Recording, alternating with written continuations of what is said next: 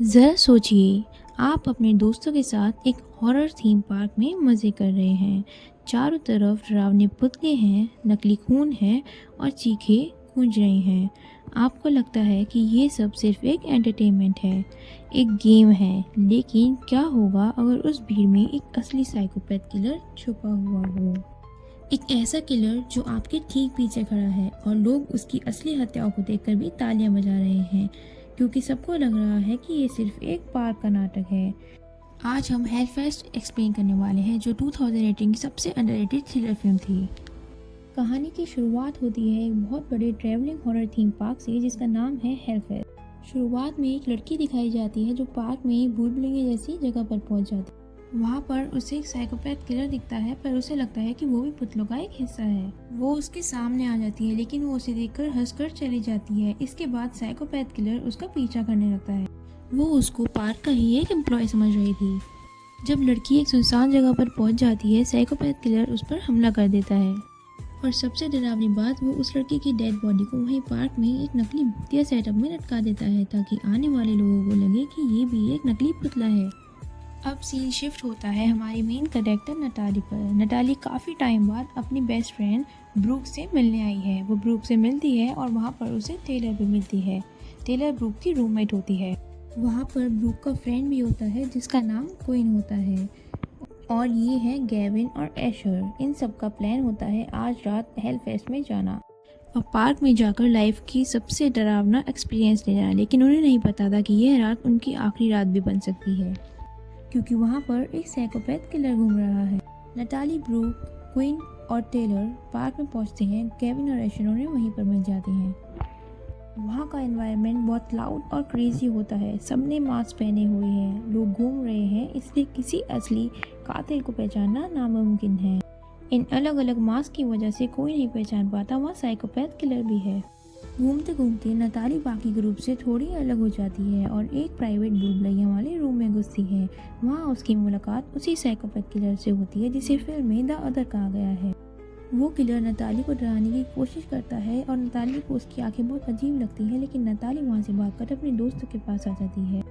लेकिन वो psycho killer अब नताली के चेहरे को अपने दिमाग में सेट कर चुका है। उसने अपना अगला टारगेट चुन लिया है। अब वो किलर शैडो की तरह इस ग्रुप के पीछे पीछे घूमने लगता है। कभी वो उनके ठीक बगल में खड़ा हो जाता है, तो कभी वो उनकी फोटोज में भी आ जाता है। और ये इस मूवी का सबसे बड़ा थ्रिल है। धीरे धीरे रात गहरी होती है और साइको किलर अपना खेल शुरू करता है। ग्रुप का पहला लड़का गेविन अपनी फ्रेंड के लिए प्राइज जीतने के चक्कर में अकेले सुनसान एरिया में चला जाता है। किलर वहाँ उसका पीछा करने लगता है। गेविन जैसे ही वहाँ पहुँचता है, किलर पहले से ही मौजूद होता है और वो किसी भारी चीज़ से गेविन पर हमला करता है और उसे वहीं पर ही ख़त्म कर देता है। गेविन के वापस ना आने पर बाकी ग्रुप को लगता है कि शायद वो बोर होकर घर चला गया है।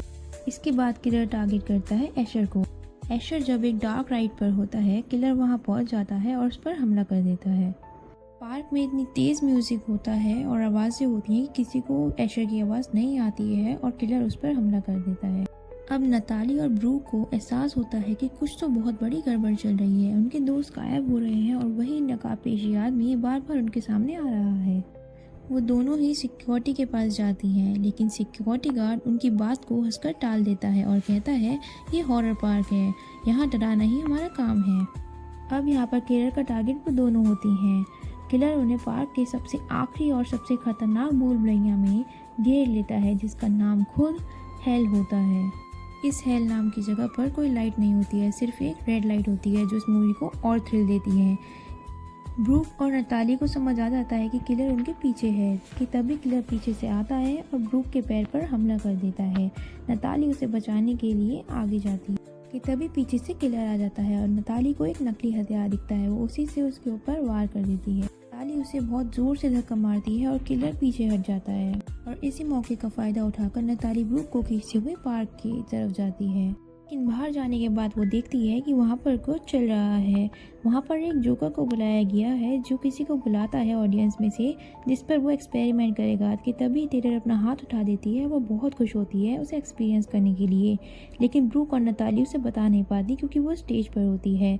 कि तभी टेलर को वहाँ लटाया जाता है और उसे मारने की कोशिश करते हैं, लेकिन टेलर को वो साइकोपैथ किलर दिख जाता है और वो वहाँ से भागने की कोशिश करती है। टेलर बहुत तेज़ी से वहाँ से भाग ही रही होती है, लेकिन किलर उसे पकड़ लेता है और चाकू से उसके ऊपर हमला कर देता है। इसे देख के ब्रूक वहाँ पे आता है ताकि वो टेलर को बचा पाए, लेकिन किलर उसे भी नहीं छोड़ता है और ब्रूक के ऊपर भी चाकू से हमला कर देता है। नताली और ब्रूक को देखती रह जाती हैं और नताली बहुत चिल्लाती है, लेकिन सिक्योरिटी वाले उसे खींच कर बाहर ले जाते हैं। वो पुलिस उन दोनों को वहाँ से ले जाती है और रेस्ट करने को बोलती है। अब वो दोनों सोचती हैं कि उनके फ्रेंड्स में से कोई नहीं बचा है। अब आता है मूवी का वो ट्विस्ट जिसने सबको हैरान कर दिया। लास्ट में हमें दिखाते हैं कि वो साइको किलर अपने घर जाता है। वो एक अलमीरा की तरफ जाता है। जब वो उस अलमीरा को खोलता है तो उस अलमीरा के अंदर बाकी काफ़ी सारे मास्क होते हैं। वो अपना मास्क भी उतार कर उसी अलमीरा में सेट कर देता है और अपने कपड़े भी उतार देता है। उसके बाद वो एक रूम में जाता है। यहाँ पर ऐसा लगता है कि एक छोटी बच्ची को मारेगा, लेकिन जब वो छोटी बच्ची उठती है तो वो डैडी डैडी कहकर चिल्लाती है और वो किलर को गले लगा लेती है।